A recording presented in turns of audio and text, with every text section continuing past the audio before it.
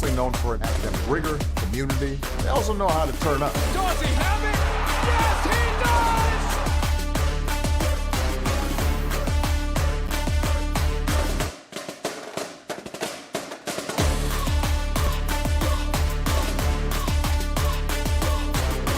And that might be the knockout punch.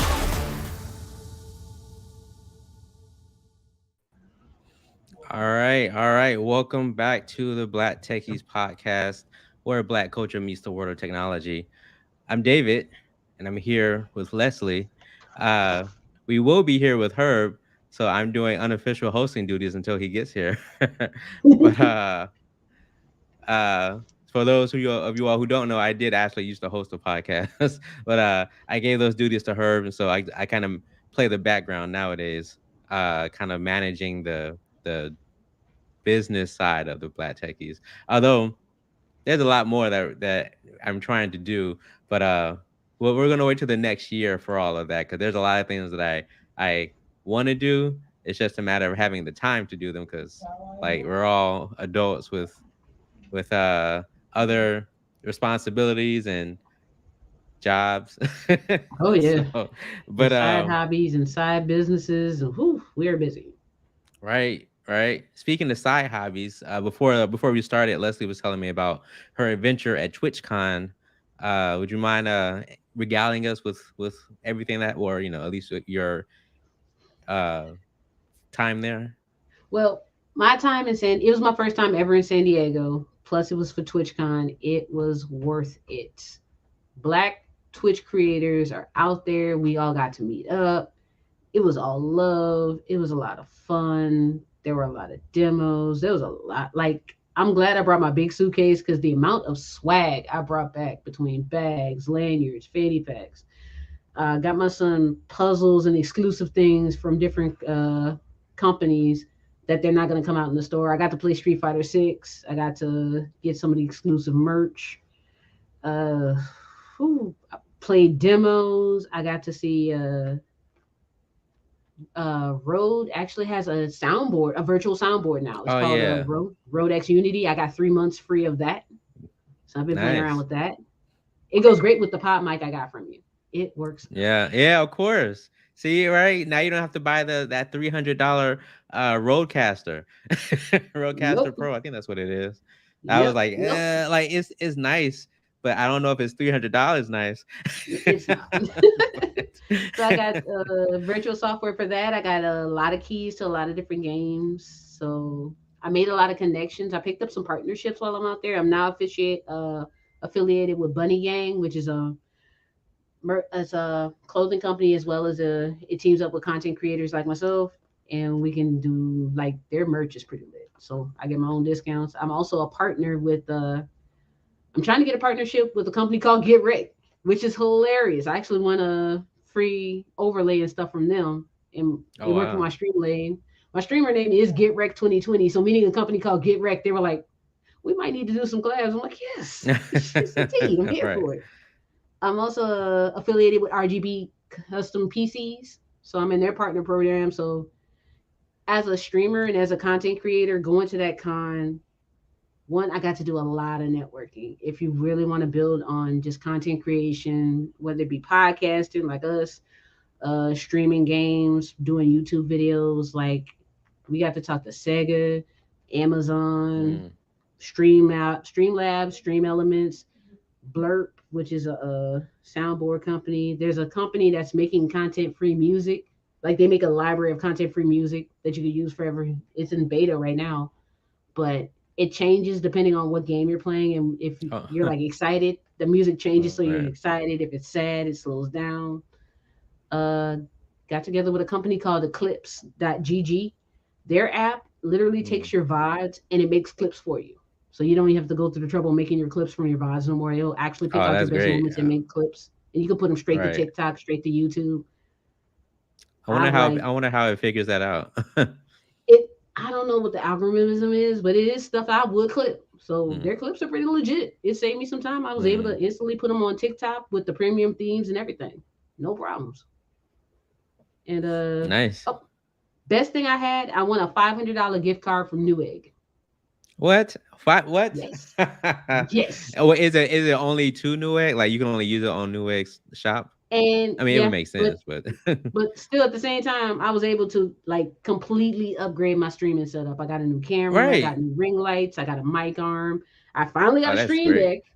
I got speakers, so I got a new desk to put it all on.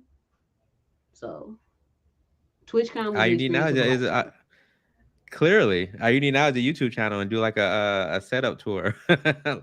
That's what I'm about. I But got a YouTube channel, but I got to put some more content on it. So that's gonna probably mm. be me in the next year. So let me I've ask you, been there's been a lot of movement in recent months to switch or to uh move from Twitch to YouTube. ooh, YouTube gaming, I guess. Like, do you think that YouTube would be a I don't know. I've seen a lot of people switch over because Twitch's monetization policies and stuff. well, Twitch in the recent last couple months, Twitch has been since they stopped hosting, which is bad for the smaller streamers like me. Like whenever Right. you're streaming and you have your friends host you up, that opens you up to more audiences. Since there's no more hosting, it's like, okay, if you're not online, you're not online. You just got to catch people when you're online. Or even now, they did have to drop the threshold for monetization. So if you make $50, you'll get a check.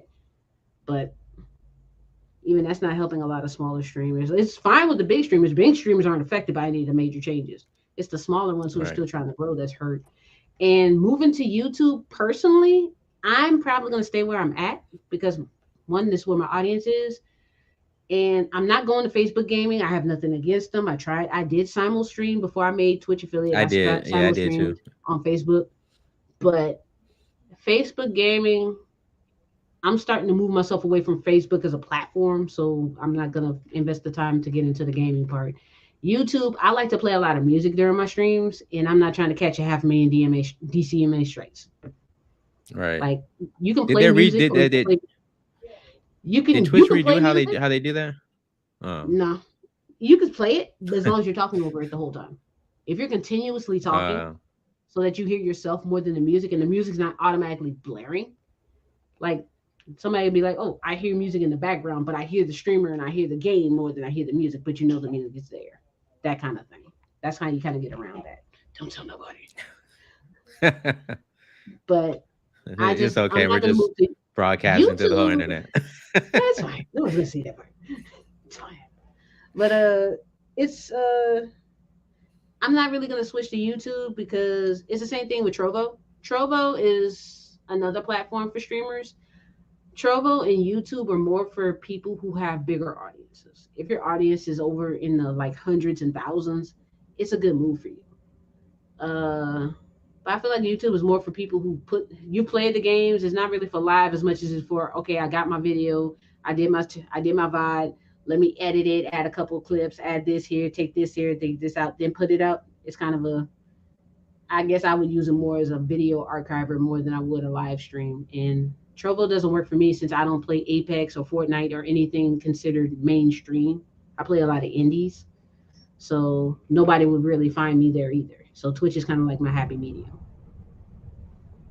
No, I can understand that. I mean, I think even now, I think Twitch is still like mind share wise, right? People Mm-hmm. still associate streaming games with Twitch, right? So, and like you said, like YouTube is more associated with video on demand or VOD, right? So I Mm-hmm. don't they don't yet have that association with streaming. But I don't we'll see how, I mean, I know they're trying to make that push though. Like they're really trying to make that push Oh for yeah. for those Twitch streamers. So we'll see. I mean, if I started streaming again, because I used to stream on Twitch, and as you know, I started on Facebook Gaming. No, I think I started on Twitch. Then I went to Facebook Gaming. I actually made their affiliate program Okay. before I stopped streaming, but then I lost it. But you had to get like a hundred subscribers or something like that. Right. But See, I know I'm if I trying to move away from Facebook as a platform because it just feels like every day, if like suppose I share a memory, if that memory is found to be offensive now, I get a strike for something I sent like 7 years ago. No, mm.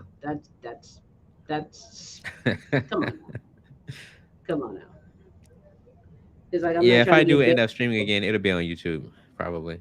Just starting I back up, mean, I'll go probably for it if go to you YouTube. can. You need to start back up. I'm gonna be now that I'm finally done with this boot camp. I'm about to be on some. My streams are gonna still be a lot of techie. I'm gonna start doing a lot of like when I get software jobs or soft app jobs. I'm gonna start just coding my apps on stream. That's Right. actually a pretty lucrative niche. You'd be surprised how many people will actually tune in and watch somebody just code the whole time. Yeah. No, I've heard of that. People I guess so I have a coworker who's really into Legos, right? And so Hmm. he actually has a YouTube channel, and he is it's not like in real time. I think it's more so like time lapse, because they, depending on how complex it is, it can take a long time to build. But like he'll post these time lapse of him building whatever Lego sets that he has in this. I mean, he actually, I think one of his videos has like, I mean, like 5,000 views. It was something like that. But yeah, yeah. So, I mean, there's a lot of what's well, fun is there's a yeah. lot of there's one chick since I was in a boot camp on Twitch, like, and he would raid out to Mm, different technical streamers. And there's one chick, literally all she does is she does stuff with IoT stuff and chills and listens to music the whole time. She keeps a steady stream of 400 or 500 people of just watching her build things. Like she figured out a way to build a cigarette lighter and an AI way to flick it for people who have disabilities but mm, still smoke. So I'm like, I sat there and watched that for like 3 hours. And then there's another channel mm. called Old Timey Game Computer Channel. It runs 16-bit games all day in AI. Oh, wow. Wait, what? Wait, I need to write this It runs down. off of Pi. It's called Old Timey Computer Games, I think. And it literally just Old. runs 24 hours a day of playing 16-bit games. The AI is playing. It's like a I'm looking. Python AI. A Old Python AI timey. is the game. Old timey. Let me see if I can pull it up. What was it? You say computer game? Or was it? Or computer show? I think so. I think What it's was Old that Timey say? Computer Show. I don't think that's it. I don't see any. But so so for those who don't know, It. I've been in the process of becoming a developer, and so this is very interesting to me now. Oh, here it As is. a I'm about to post a link in our chat. Make sure it's in the comment, not the, oh well, okay. I didn't know if you wanted everyone else to look at it. Oh, it's a Well, Twitch I stream. mean, Okay, everybody. okay, Yeah, it's an actual Twitch gotcha. stream, Huh. and it just runs. It runs old movies. It That's interesting. runs games, and that's all it does. It runs off of Python AI, and Hmm. it's pretty cool to watch. And so I see JavaScript has grabbed a hold of YouTube. Yeah, I started off with Python now, and I'm on the JavaScript. Even though, so I have a technical screening coming up for Okay, something hush hush, but okay.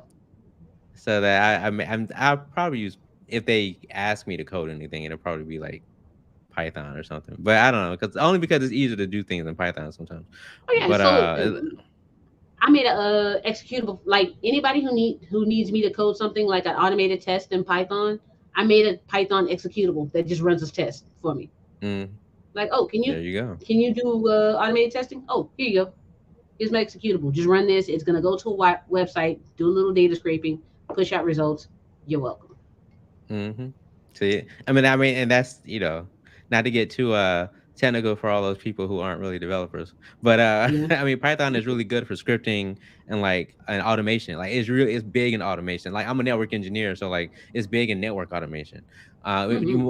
I was studying to get my CCNP last year, and like one of the things you got to know is, at least understand, is how is understanding Python, which is how I got into my whole developer kick.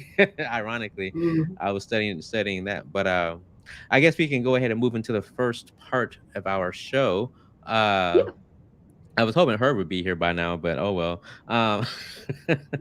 Let's see. So on the menu, we got a few things actually.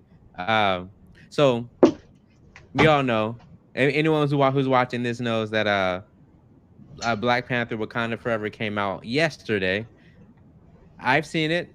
Leslie has not seen it, so I will not spoil anything. This will not be a spoiler filled show, but we can kind of talk kind of generally about it because I think like this movie, I will say, like in fact, I just came back from it like 30 minutes ago. So like it's still fresh in my mind and I got this it's gonna take a few days to process this movie because one, it was a lot. It's a long movie. It's not short, but and there's a lot that happens that you just need to process. Like it almost reminds me at the end of Infinity War, right? Thanos snaps Hmm. half the universe, and then he sits down smiling, and then the movie ends, and you're like, wait, what? And so it just ends, and you're like, what happened? Wait, this is the end? I need all of that happening. You need to process that stuff. So this is gonna be one of those movies that especially for the culture. Like you're gonna have to sit down and like just stare at the wall for a minute, just think, right? But one other thing that was very apparent, I joked around on Facebook that Wakanda Forever is basically Black Women the movie because like like y'all are just like outside of like Everett, like Everett Ross, the CIA guy. Hmm. Outside of him and like in M'Baku, right? M'Baku has to get his in, right?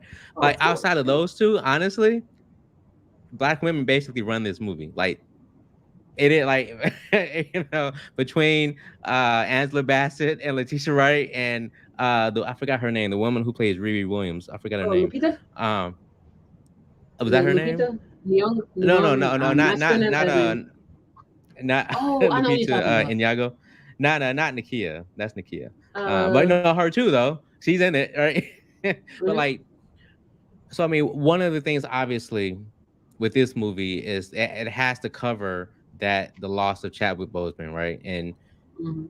And the way they did it, like you saw some of the funeral scenes in the trailers, but like the way they did it was great. Like they really did an excellent job of honoring his memory, and of course, in universe honoring T'Challa in universe, right?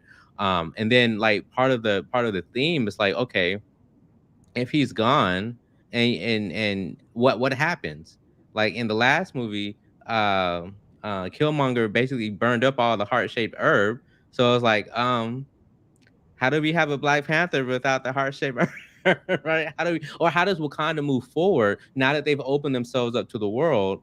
Now there's all of this tension with other countries because Wakanda has all this advanced technology and vibranium, and like obviously, and when one country has all this power, there's going to be that tension, to try to take away some of that power. I'll just say that. But and so and then on top of that, right, you can't call them Atlanteans because they're not Atlanteans, but you got Namor and his people that live underwater, obviously, and Yeah. their whole story is kind of well, kind of sort of mirrors Wakanda in a way. You'll find that out when you watch the movie. But his story is really good. So he was a great villain. Like Namor. I will say this. I didn't read the comics. I didn't really know that much about Namor. All I knew is I think he was the first mutant. I think in the comics, or something like that. He was either Marvel's first comic book character or their first mutant, or one of the, or both of them. I don't remember. But like Namor, this dude doesn't play. Like all the fight scenes you see with Namor, you can like, this dude is Mhm. bad. This dude, yeah. Neymar was bad in the But comics. I was excited. yeah, I was actually excited to hear he was going to be a part of it. but yeah, I think you're really going to enjoy his story, enjoy the story of Wakanda, like how they cope with T'Challa's death and all of that. But yeah, I think the themes of this movie are going to be really felt. And honestly, and one thing I really liked about it is that, so like, how the MCU has this weird habit of like when it comes to humor, like where they'll inject like all these little quips and jokes and stuff, especially in like serious moments. It is really heavy in like Thor Ragnarok and Love and Thunder, but Mm. I don't really like that all the time. I mean, I like jokes, but like when it comes to being serious, it needs to be serious. And Wakanda Forever did a great job of being serious. It was a serious movie. Like it was heavy. I mean, they had, they had a few comic, scenes of comic relief and stuff like that, right? And it wasn't just, Mhm. just pure seriousness the whole time. But given the weight of what happened with Chadwick in real life and T'Challa in within the universe, like it was a heavy movie, and you felt that throughout the whole movie, and what Queen Ramonda, Angela Bassett's character, has to do. Um, she lost her son, right, and then Mhm. Shuri lost her brother. So like, how do they cope with that? Um, and so yeah. Sorry, that was very long winded, but I needed to talk about Yeah. something because I It, just came back from it. But like, you haven't seen it, but what are you expecting, or what are you hoping from it? I guess.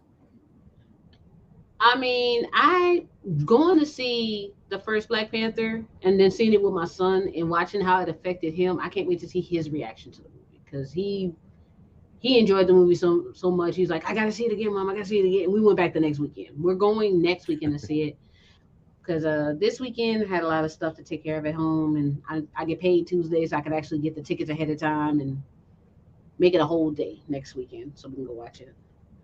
But Oh, we're I'm definitely, expecting to yeah. see some. I'm hoping to get some closure because this movie has been going back and forth for so long. Like, what are they gonna do? Are they gonna recast Chadwick? Is Letitia even gonna be in the movie? So much has been going back and forth to say that it's finally out and hearing such good things about it. I'm excited. I'm glad they didn't rush it or just screw it over. That's what Right, I'm happy right. about. And I mean, you got to admit, I mean, if you're Ryan Coogler and someone tells you got to make a Black Panther movie without Chadwick Boseman, how like that's a tall order. Like for any director, honestly. But like I think he did the best job that he could, given what happened. I mean, I think I mean, Hey, honestly, Black I think he Panther did a too. great Black job. Panther guys. Ooh, Right. ooh. I know, right? Okay. Ooh, guess we're doing Like how do you this. have how do you have Black Panther without Black Panther, right? But yeah, I think that the story that he tells, um, well, one is understandable. Hmm. Um, my daughter, she was like, "This is the best movie since Endgame," and Infinity War. I was like, I need to marinate on that one right before I make that declaration. But I will Okay. say it's probably the best MCU movie this year. It's the best one this year. Maybe the last 2 years, maybe outside of Spider Man. But Um, I mean, with MCU going into stage four, it's so much prep work getting ready for the Secret War and for the Scrolls. Yeah, they're doing a whole lot of prep work for the Scrolls. I'll give them that. And I can't, yeah. to Oh be man. honest, I can't What wait was to see that? that. Secret Invasion. Yeah, Secret Invasion. Hmm. And see that now they're getting to the part in the Marvel universe that a lot of comic heads are gonna be like, yes, about damn time. Right. But like a lot of people who are just getting into Marvel because of the movies. If you saw Infinity War, you saw Endgame, and if you saw WandaVision, the Scrolls are here. They've already made themselves Right. known. Agatha's getting a show. Yeah. Yeah. I Agatha. think What was the name of it? I forgot Agatha. I think it's the name Agatha of it. Harkness. Well, I forgot the name of the show. Agatha's getting a show. Loki's getting a season two Mm-hmm. finally. Right. Uh, Which is and the interesting, right? So Kang was I want to say he was I guess he was the main or the end villain, I guess you could say, in Loki. But Kang is also in Ant-Man or Ant-Man oh yeah, the Quantumania, new the new one that's Ant coming Man out next. movie. Right. They're so So Kang is gonna be there. I'm happy. I'm hyped. yeah. Man, It's Jonathan like every Majors is between Creed 2 or Creed 3 rather, and yeah, being Kang, Jonathan Majors is eating right now. which is great. He deserves it because I mean he only got a Hmm. little bit of a like an episode and a half in Loki.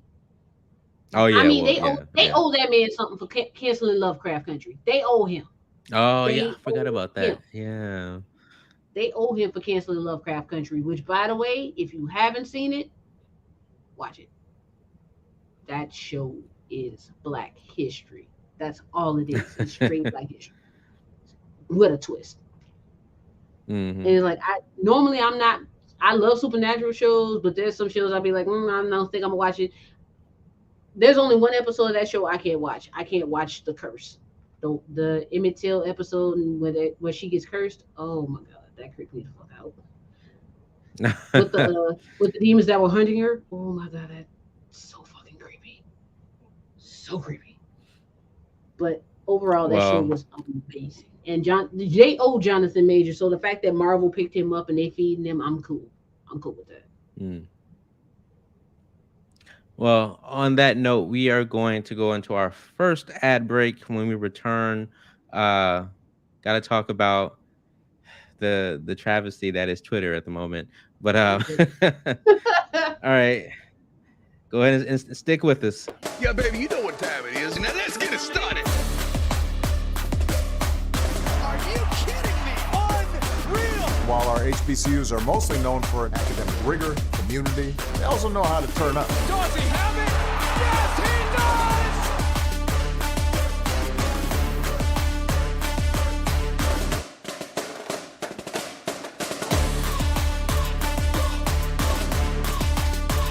And that might be the knockout punch.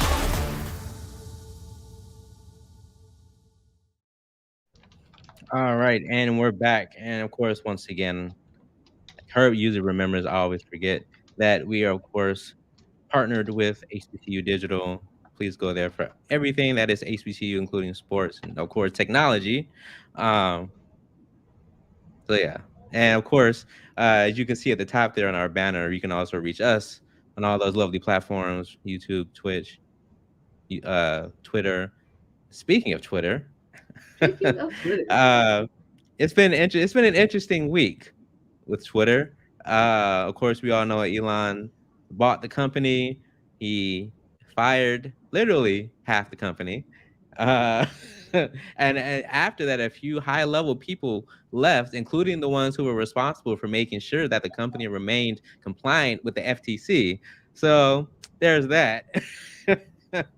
And then there's been this rollout with Twitter Blue, which added, or rather, the new and improved Twitter Blue, which added the ability for anyone to be verified. I'm verified because I just wanted the feeling of being verified. I don't know if I'm going to keep paying $8 for it, but it's been a lot of interesting conversation around the direction that Twitter is going. So, Leslie, you use Twitter a lot. Uh, what do oh, you think? oh, oh, I'm not verifying. I'm not gonna do it. I'm not gonna do it. And I got my reasoning for doing it is like I don't need a check mark by my name. If you want to read what I tweet, you can go ahead and follow me. If you don't, you don't. That's you missing out. That's not my problem. I pay enough between Hulu, Netflix, my anime subscription, my Mm, Discord yep, stuff, yep. my my streaming stuff. I pay enough. The last thing I'm doing is paying for social media. It's free. I'm gonna let it ride free. If you see me, you see me. You don't, you don't. You're not getting extra money out of me for a check mark that they used to almost kill you. Have to kill yourself to get. Now you can just pay $8. Nah, I'm not about to put money back in y'all pockets because y'all want to be stupid and lose. Not doing it. Y'all want to be stupid and make bad decisions and fire people and make changes that really don't need to be made. No, thank you. I'm not putting money back in your pocket. I'm not rewarding bad behavior. I'm not. Mm. I'm not This is about to irony, reward but you with money. ironically, that's kind of the crux of capitalism, right? You make a good product, and if people like it, they buy more of it, or they keep using the service. Right. So if you don't like the service, then you don't pay, right? I mean, that's just Exactly. capitalism 101. I But like, mean, did you see go all the ahead. fake accounts that came out and got Yes, instantly that's what verified? I. All I'm right, like, that's y'all what I was going to set talk about. yourselves Yep. up for failure. Like, there was a fake LeBron James. Oh man, the fake Super Mario site had me in tears this week. The Mario with the middle finger. Yes. He had me in tears. I'm like, follow, instant, because I see where this is going. But that's what you opened up the door for. You opened up the door for people to make fake accounts and bot accounts, pay to get them. If you got the money to throw away to get them verified, now you got verified bot accounts running over your social media. What have you gotten Right. out of it? Which it actually has some real world impact. So like not insurance company, it's a pharmaceutical company, Eli Lilly. So like Mhm. someone impersonated them and was like, insulin is now free, and they lost $13 billion in one day because of that. It was a fake account that was like, insulin is now But it was free. verified though. That's the Right. point. It was It was a verified. verified, right. And so like I don't so all right, let me back up. I'm going to be charitable for a moment. Okay. I understand the need to make sure that actual humans are verified, right? I Mhm. when you got to fill out the captcha thingy, to make sure you're not a bot. I get that. The problem is they're also, in addition to the new verification system, right? Mhm. Or they're also rolling out an additional verification which says official to like any of the actual verified accounts, right? So like if you look at Nintendo or any major brands, ad companies, stuff like that, pop politicians, it'll say official, which was the whole point of the verification system in the first place. That was the whole point of the blue check, was to make sure that you knew that they were the official person. What Exactly. So basically, He's reinventing the wheel. you know what? Let's verify. Everyone's verified now. Let's re-verify the verifications. That's stupid. That is absolute stupidity. Hey, her. Hey, welcome to the welcome finally to the podcast. We got Herb on for those who are listening after we record this. We got Herb on at the moment. What's going on, man? Hey man, it's crazy, crazy. Lots of running. So, Understandable. needless to say, um, yeah, I'm good. Good. We're talking about Twitter and how you now need to be verified when you get your verification. Right. Have you noticed the official gray check mark next to the actually verified people, No comment. which which defeats the purpose of the verifications that was already in place? Like I said, I'm not about to pay $8 to reward. I'm not rewarding bad behavior. This was a dumb idea. I'm not about to pay for it. If I'm gonna be unverified, team unverified. Let me be Yeah, unknown. Let you think I'm fake. That's fine. yeah. I got some thoughts, and now that I'm back in here, the banner's about to go up. No. I've actually been we've been behaving ourselves. You would have been proud. There was Yeah, no man. need for banner. We have been real well behaved. You haven't said Yeah, anything that would make us or HBCU Digital mad. We have said yeah, nothing questionable. We've had yeah, great discussions. yeah. Before I get started, I'm gonna put out the disclaimer on myself. The views of Herbert L. Stewart III are not necessarily the views of HBCU Digital Network or any entities therein or thereof. Let me get a snack. This is gonna be good. Yeah, that's what it Uh-oh. said. I'm gonna get my popcorn right quick. Has there been any example in modern technology of just complete idiocy than what Elon Musk has done with that platform since he bought it? I Kind of mean, slow. I mean, every move that dude has made, I mean, it's like the proverbial piece of gold turning into a piece of coal. And I mean, just to put this in perspective, the total net value of Twitter when Elon bought it was right around $44 billion. It's down to 8 billion now, and it is dropping like a lead rock. It's dropping faster than vibranium drops to the bottom of the ocean, and it's it's amazing, and it's funny, and it's scary to watch all at the same time because the dude doesn't know what to do. He's completely oblivious. And then on top of that, his social media etiquette on top of it, where people are clowning him, parody accounts. He's suspending people with parody accounts now, even though, people label them as parody accounts, he's still suspending people. Um, it's crazy. And people are starting to leave the platform, in droves. Like I brand, mean, like people paying for ads are leaving. yeah, yeah, it's crazy. And I Mhm. mean, I know earlier in the week, on the Twitter feeds, for the space and other Black Twitter, areas, people were talking about, where Black Twitter is going to go because Black Twitter um, practically made Twitter as entertaining as it's been. And people Mhm. are talking about, okay, it's time for us to go. Where are we going to go? Where? So it's one of those things where we love the platform for what it does and its marketing and its promotional potential, but God, this dude has crashed and burned like in epic fashion, and it's Mhm. something that is completely um, it's sad, but it's funny at the same time because the dude's he's kind of a when it comes to stuff like that. So I don't know, man. I can't call it. I can't. the the thing that kind of bothers me though, like, all right, he's clearly trying to find a way to better monetize Twitch, right? He's trying to make sure he's trying to get get a higher revenue stream, right?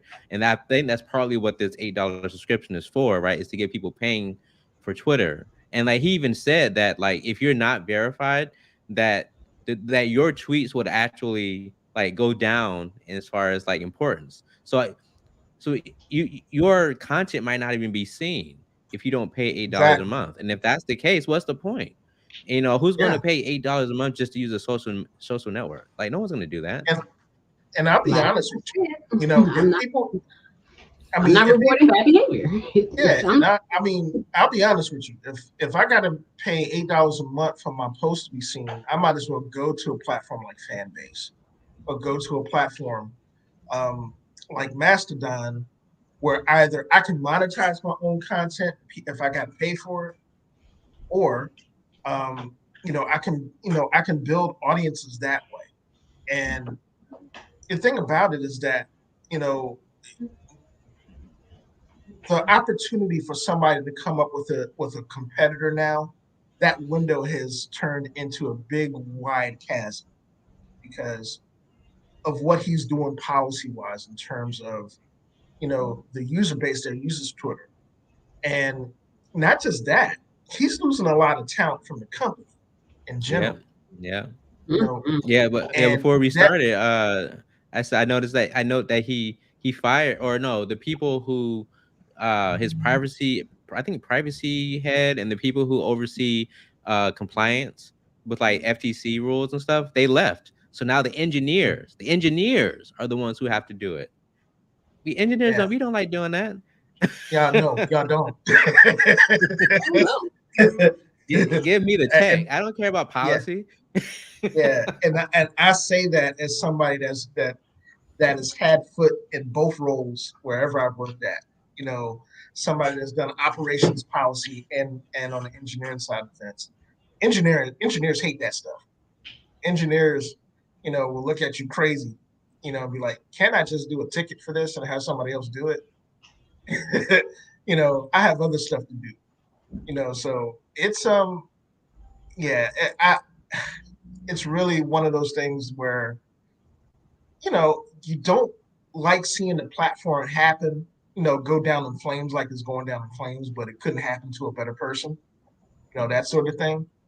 And, you know, uh, geez, But like I said, it's kind of it's, funny, right? Because like yeah, Elon Musk, like before he bought Twitter, before he even talked about buying Twitter, like I would say that Elon Musk still had a relatively positive like view. Like most people probably had a relatively positive view of Elon Musk, right? He was the owner or the CEO of Tesla, SpaceX, right? And SpaceX has done a lot of really great stuff.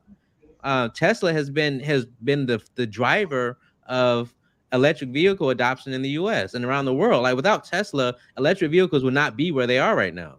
So yeah, like Mhm. it's true. I would say like he's done a lot of good stuff. Now that said, those working conditions at his Fremont factory in California, you know, you might need to talk about that one. But that aside, you can't really put it aside. But that aside, he's done a lot of good stuff with his companies. The Hyperloop stuff, I was really hoping the Hyperloop would take off because we really need a high speed rail system outside of Amtrak, right? I really wish there was a competitor to Amtrak because why is that the only option? But anyways, but like after his Twitter deal, like after he bought it, his standing in the public is gone down a little bit. So he's not, and he try and like I think you said it, or like he has these antics he does on Twitter, and I think he's trying to be, hip or whatever. But like, eh, I don't know if it's gonna help him nowadays. Mm-mm. Yeah, just a tad. It's gone down just a tad. I mean, I mean, it's you got to think. I understand. Yes, you bought a very lucrative company, but now you're turning it into a gimmicky joke. Let's keep it in mind. that's the nice way of saying it. You know? Yeah, Yeah, you know exactly what I meant gimmicky to say, joke. but I'm being nice to Yeah. that. It's a gimmicky joke. It's Hey, like hey, go ahead. I'm gonna put the disclaimer up, Leslie. Go ahead, do your I'm thing. actually behaving myself today. Let me behave myself today. I'm behave myself. It's a gimmicky joke. You're gonna Views, hemorrhage yeah, money. I'm not rewarding me and other creators. Like, if we wanted to pay for a social media platform, I damn sure will pay more money for something I can barely use GIFs on, videos on. You just started adding any kind of moving parts to it other than sending out words. And you still have a lot of issues within the site itself. I'm not paying $8 for a faulty product. I'm yeah. not. And like I said, if speaking for myself as somebody that does um, other sorts of content creation as it relates to HBCU culture, sports, and everything else. Like I said, I'd just as soon go to fan base, and let Isaac Hayes do work on that platform and see if I can transition my audience from the platform that is going the way of the dodo to another platform. And that's a really harsh way of putting it, but you know Mr. Musk has really put that company in position to really um, have a really hard fall from grace, But not by any fault of anybody working for the company. now, what kind of So gets me on that, you kind of got to think. I understand getting the money to let it be to make you can use it to make it. You could have left it completely alone and made yourself richer, just leaving it alone. But you had to be like, I've got to put my touch on things. Every time Elon Musk has put his touch on things, things have started to fail. One of the people around him gonna be like, hey, Mr. Musk, I'm not trying to be rude, I'm not trying to get fired, fire me if I'm wrong, but you're killing everything you touch, because you've got the opposite of a Midas touch. You turn it to crap. It So just goes. a funny story about this. So so Tesla is supposed to be coming out with their Cybertruck, right? And so like Mhm. when they were when they announced it, when they unveiled it on stage, so he was touting that like the windows of the Cybertruck are supposed to be like super tough and everything. So he got a baseball and he threw it at the window and it broke. And so it was kind of embarrassing, right? It wasn't supposed to do that. And so I mean I think they might have fixed it afterwards, but that wasn't a good look for him. But nah, That's, what do you do? that's what I'm saying. It's like, dude, I get it. You're not Steve Jobs. Steve Jobs made a product. It was great. And ever since his passing, they've just taken it, rewashed it, recycling it, and it's slowly going to rot. Dude, you literally are making money with you started the electrical vehicle revolution. That's great. I've been starting to hear complaints from Tesla drivers. Things are not looking up. Things are not looking good. You're turning Twitch into pretty much the almost the MySpace of social media accounts.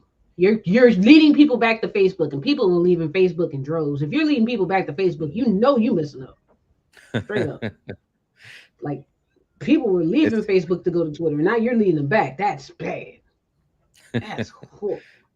I was joking on And Facebook. I was like, maybe we should bring back MySpace and Black Planet. Black, ooh, I'm not going. Don't get me wrong. Black Planet was fun when I was on it, but I can't go back. I've done some things. I can't go back. If they gonna have to revamp that site. Just Actually, I think they did. I think they're trying to do a comeback or whatever.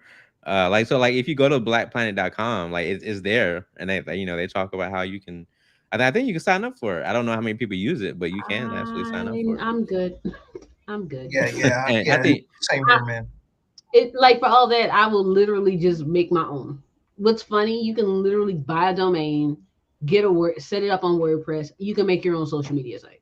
isn't that what Mastodon lets you do? You can use their because that's how Parler was made, right? They use Mastodon's open source stuff and Yeah, then Yeah, just you made can their make your own. own social media site.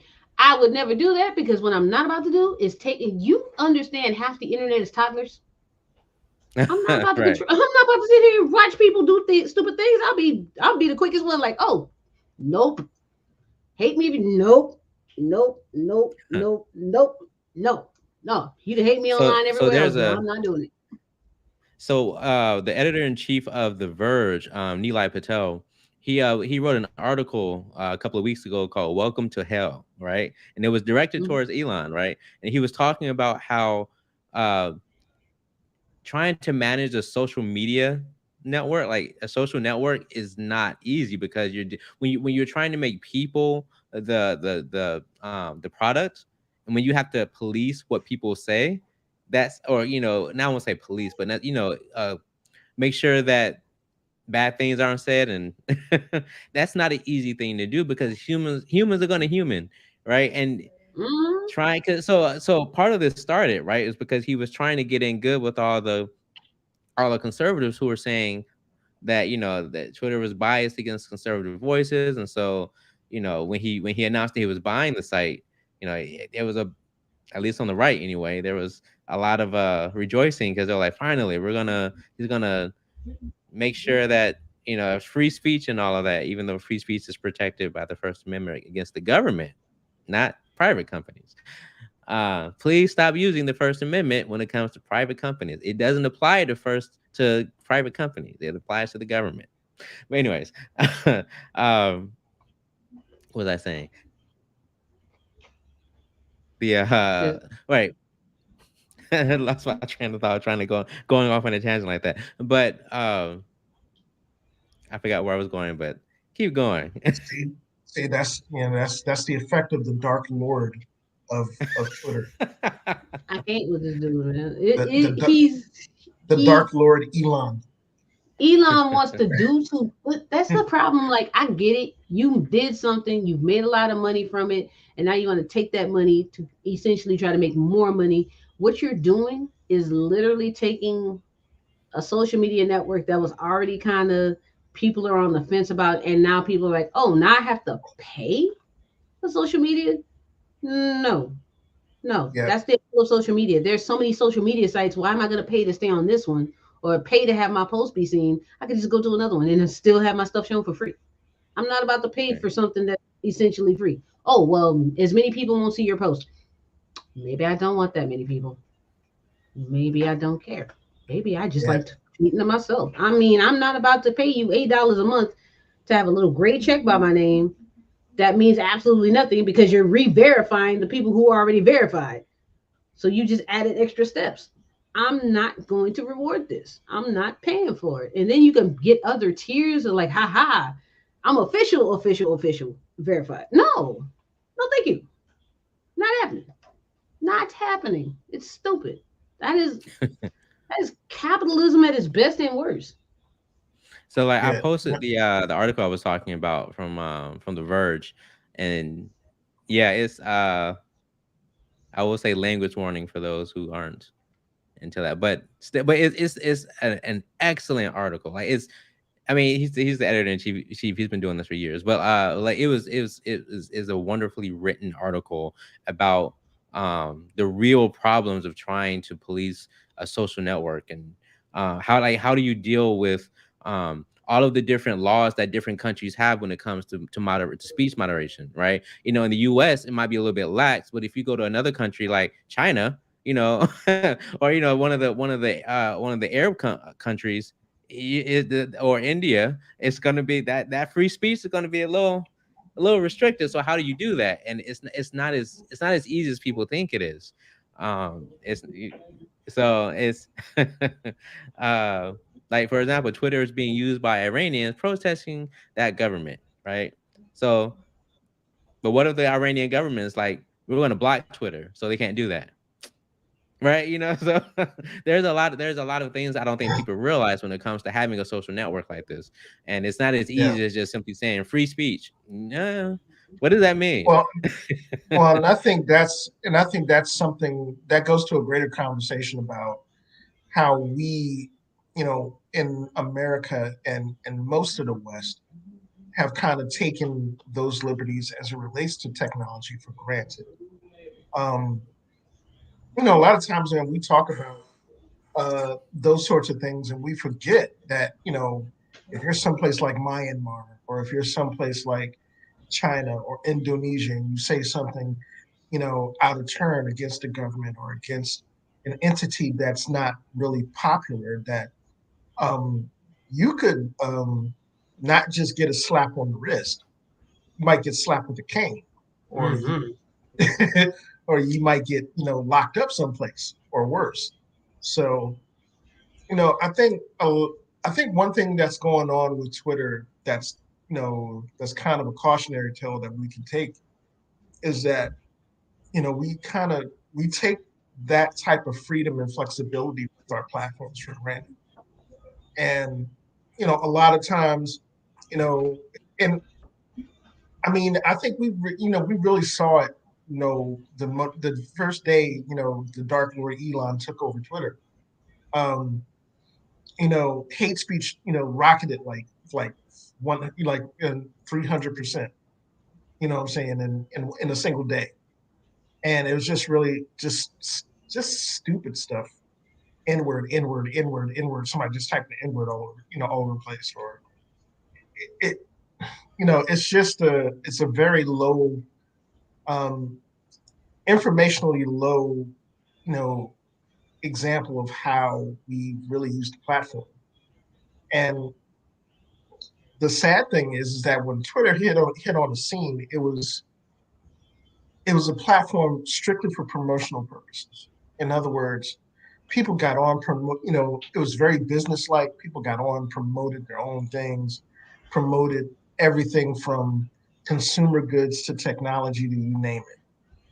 And what it's morphed into, in for better or worse, is just a big giant global community where people feel the need to be able to speak on just about anything. And the fact that we had Elon Musk come in and take the measures that he's taken to this point, in terms of doing the paid verification and all of that. It's just, sheesh. I mean, it's the equivalent of taking a baseball and throwing it through somebody's windshield. Right. It's crazy. But this is a good time to do, to kind of take a little bit of an ad break. I'm not sure if our host emeritus took one prior to coming on, but we got to do an ad break. We did, but we can do one more. We did. We've been taking care of things. We're responsible adults. Yeah. Right. Yeah, we just got to pay attention to our own dark overlords. Yeah, we love you, HBCU Digital. I shared a link on my Twitter directly to the HBCU Digital lead. Yes, ma'am. But yeah, we're gonna do a brief link and a brief ad break, and we're gonna come back and talk about some really good stuff. So stay tuned. A Black future happens all the time. It's built on a foundation of those who have paved the way. Trust your dream. The future is counting on it. And we are back. Now, I'm going to put this disclaimer out here for folks that have not seen it yet. And Dave, if you're talking about Black Panther, we kind of already did. You kind of did. I haven't seen it. I know, but since we're gonna talk about it again. Y'all can talk about it again. I have not seen it. I'm watching it next weekend. Well, yeah. So I've seen it, but you all haven't. So I have. I've seen it. I have not. Yeah, you did see it. Oh, yeah, okay. I saw it. We saw it Veterans Day. So Okay. Well, you yeah, can't spoil it because Leslie hasn't seen it. So yeah. Trust me, I'm gonna talk around things without spoiling it. But there are some things that I am going to say that people are going to have to look for in the movie, and these are going to be references to existing comics that um, that have found their way into the MCU in one form or fashion, and people are just going to have to research it. But I got to say, man, after seeing it, you know, it was the perfect tribute to him. perfect. It was I perfect. would can't do anything better. I wouldn't change Yeah, nothing. Ryan Coogler knocked that one out of the park, and I'm I'm really the way the movie came out and the way the movie ended. It was really I dug it.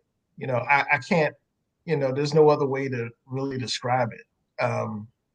Now I will tell you, and again, I'm not going to put any spoilers out there.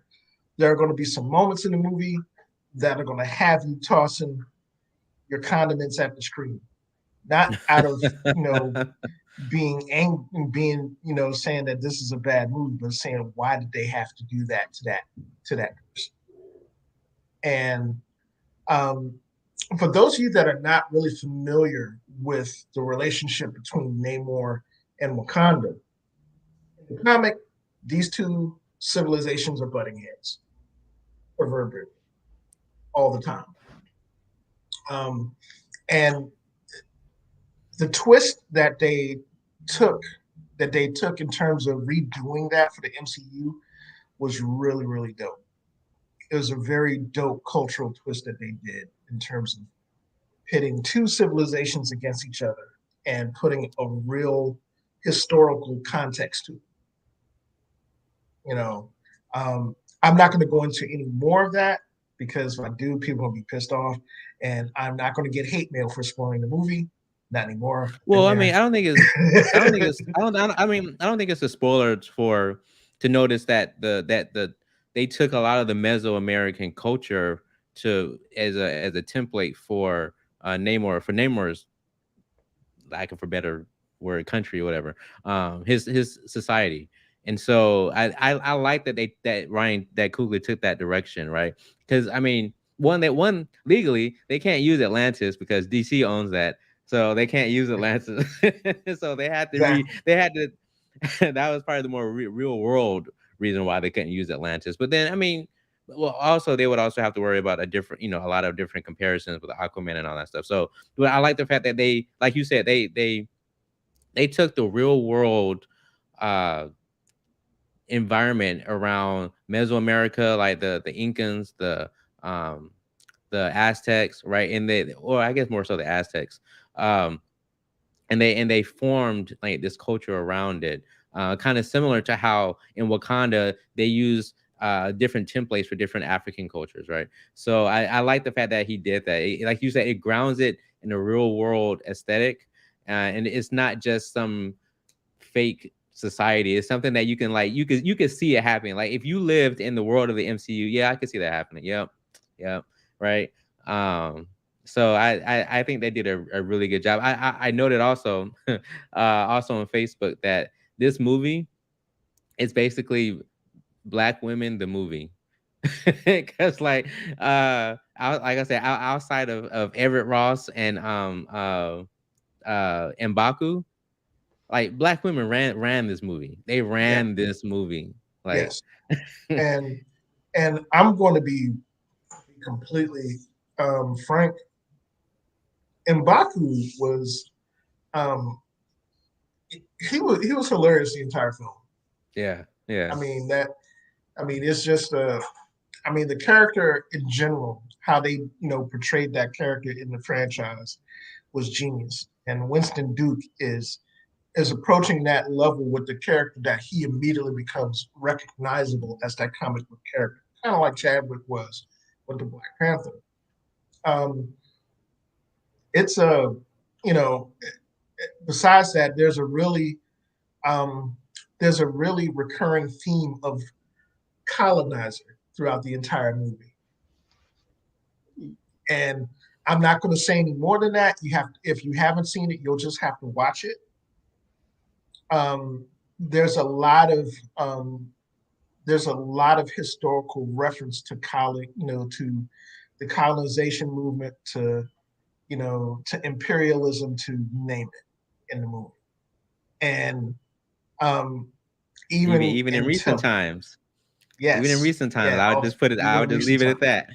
Yeah, exactly. So,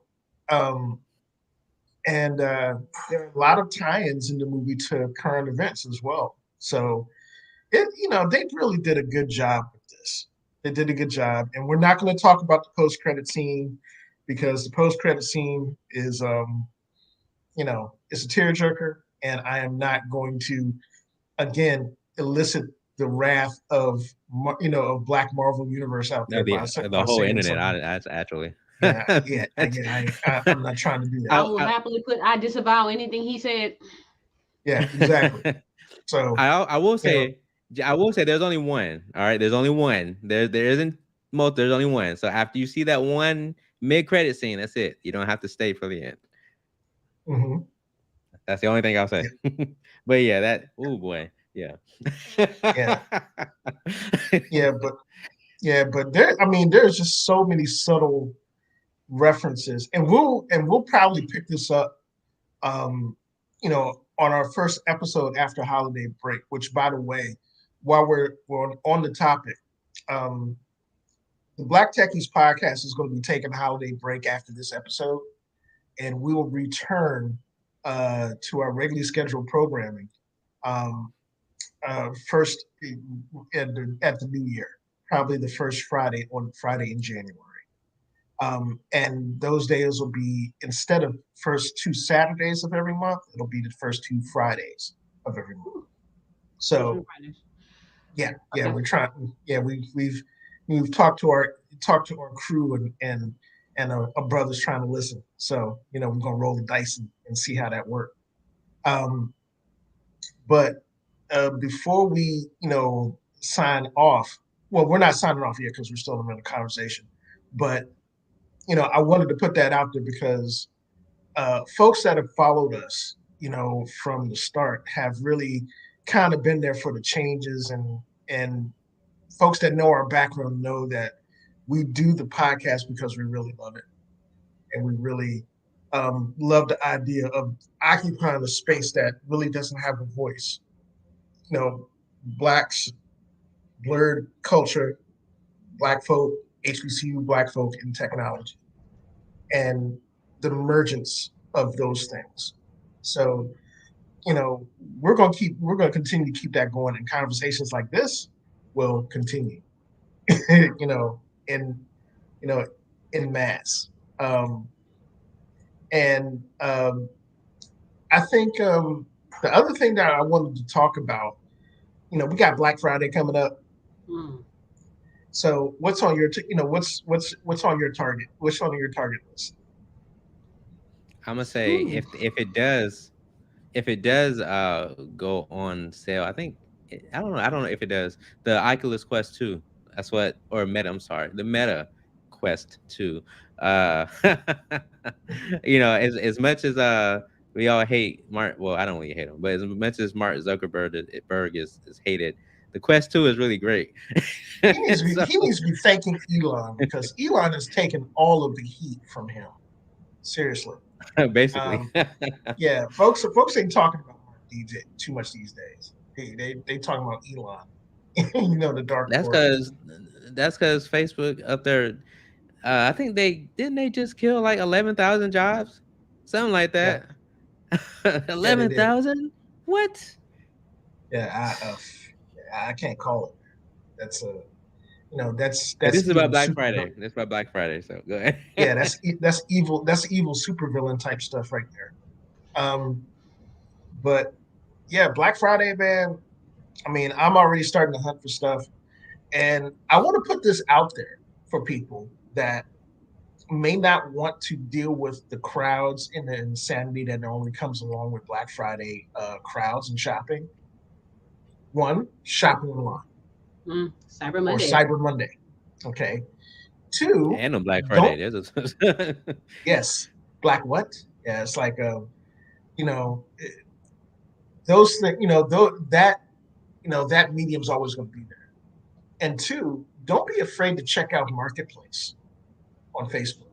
Don't be afraid to check out, you know, other, similar entities where folks that buy technology on a whim and figure out, oh, maybe I don't want this, and then they sell it practically brand new. So, Pretty much.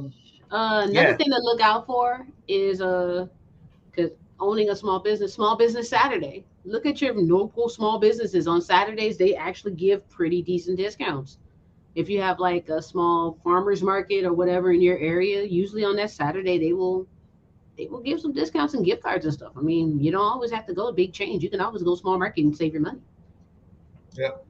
And last but not least, if you're buying video game consoles, games, don't be limited to GameStop.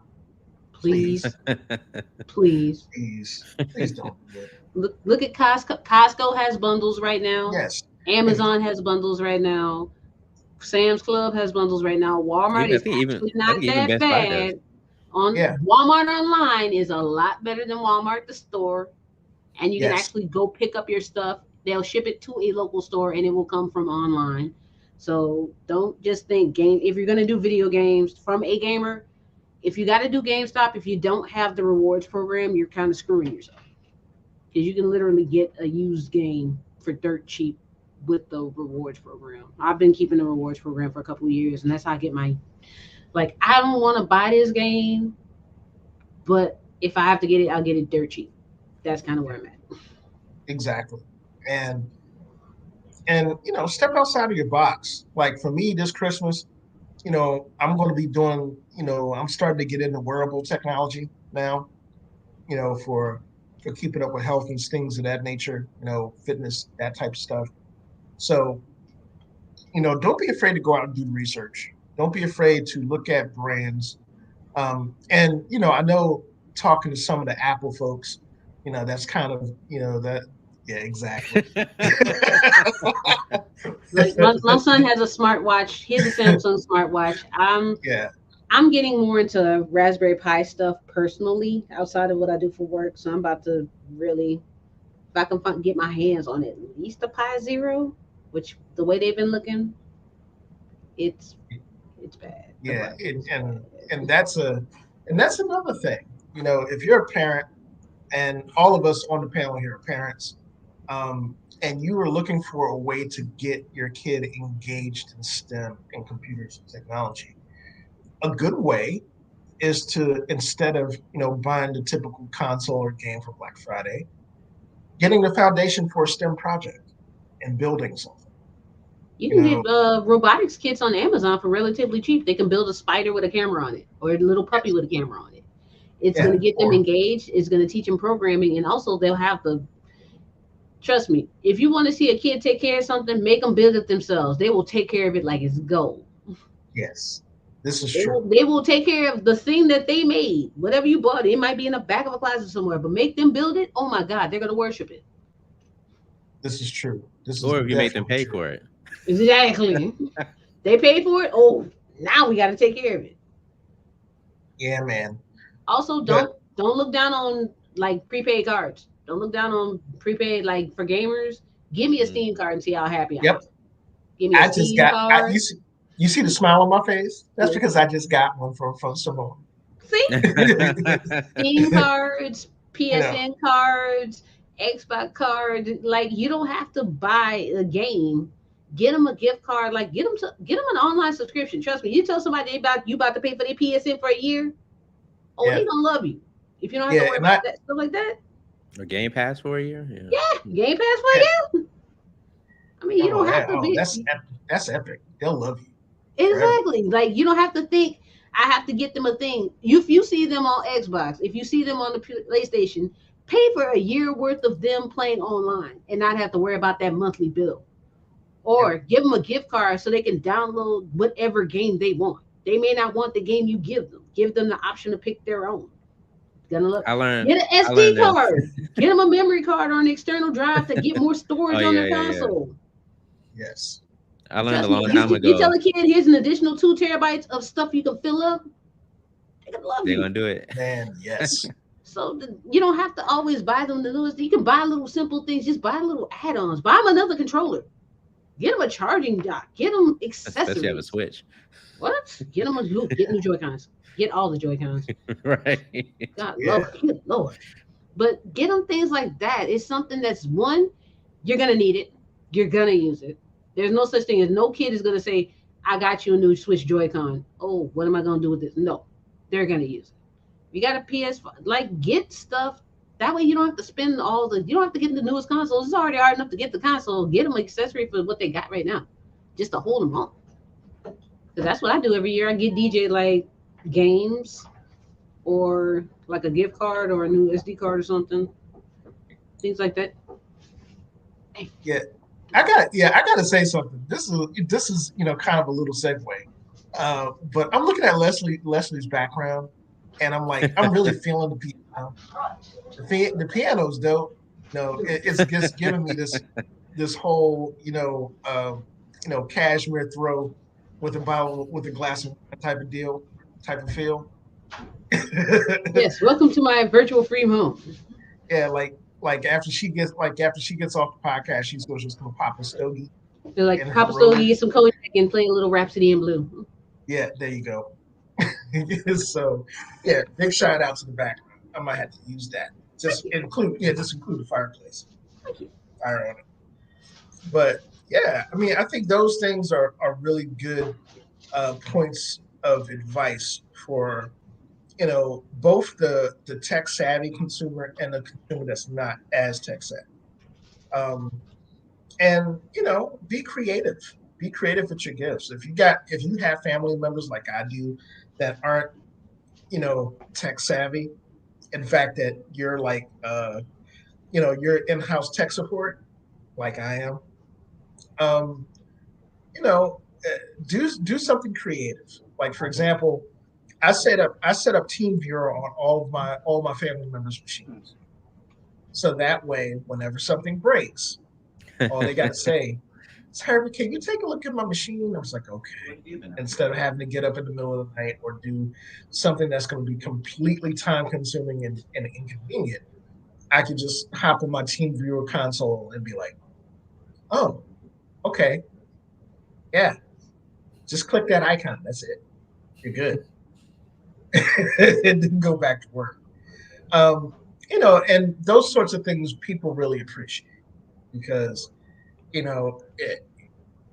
having that type of expertise, we kind of take it for granted being in the industry, but for folks that don't have that expertise, those sorts of little things are godsends.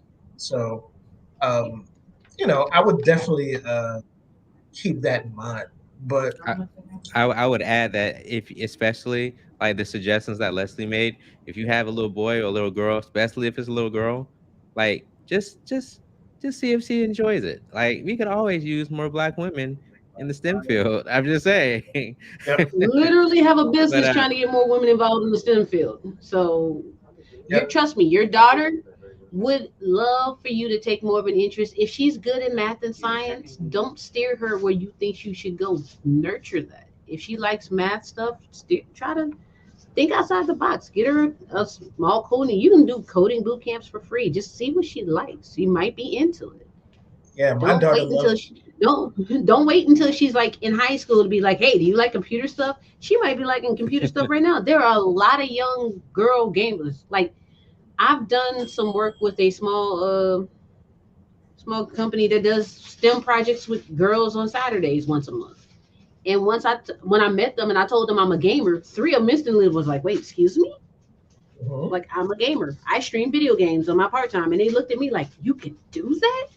And they've told me like their parents will be like, nah, that's your brother. Let your brother get on the game. No, let that little girl play games. Let her play video games. She can make money off it. It's a thing. It's Yeah. a thing. And that doesn't just go for little people either. If you have older people that are rediscovering technology for the first time, It's never too you're never too old to learn how to Get him code. a tablet. My mom loves Yep. her little. She loves her little Galaxy tab. She's on it all day long. Yeah, my dad is a born again mad scientist now. He's like, I mean, if it's from consumer streaming devices to, to organizing music, that he became tech savvy in less than a decade. So, um, I'm those sorts of things happen, and those are all gifts that um, Black Friday going into New Year are really considerate types of things for to get people that you care about. Now, that being said, we are going to go ahead and bring this show to a close. Um, First, big shout out to my boy Packet Steeler, aka host emeritus, for getting the show on the road. In my absence, I really appreciate it. Um, Leslie hadn't been on the show in a minute, and she has been missed. Thank you for coming back. We need, as Dave eloquently put it, we need, more female presence, women's presence. I'm not going to say female, woman's presence. Women's presence is on the show. All of us have to get out of the habit of doing it. Just And quick side note, just still one of our highest listened uh shows was the one that was only black women. Just want to put that out yeah, there. and that will, and just as a programming note, we are going to be revisiting that episode, Black Women in Tech #2, in the new year. So stay tuned for that. Leslie, by the way, I'll be talking to you offline. I got you. Yeah. Um, Also, for those guys that follow the podcast on our social media streams, follow us on Twitter, follow us on Twitch.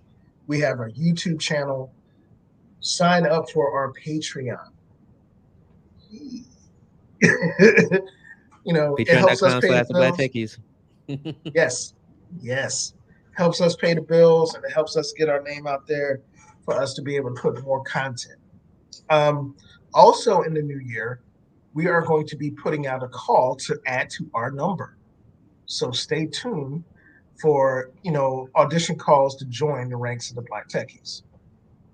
So we'll be doing secret.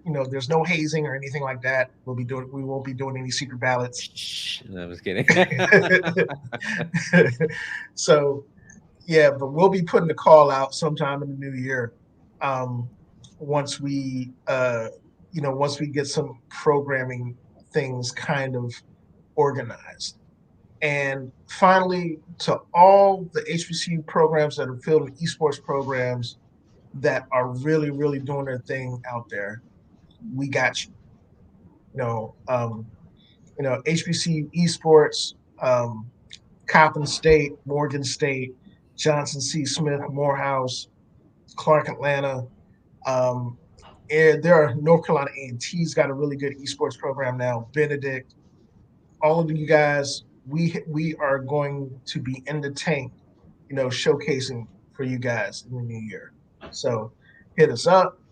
You guys got events going on. We're going to be up in your town virtually. Trying to bring HPC esports and that footprint to the rest of our audiences. With that being said, thank you guys for joining us. And until the new year, Hail Wakanda. Hail Wakanda.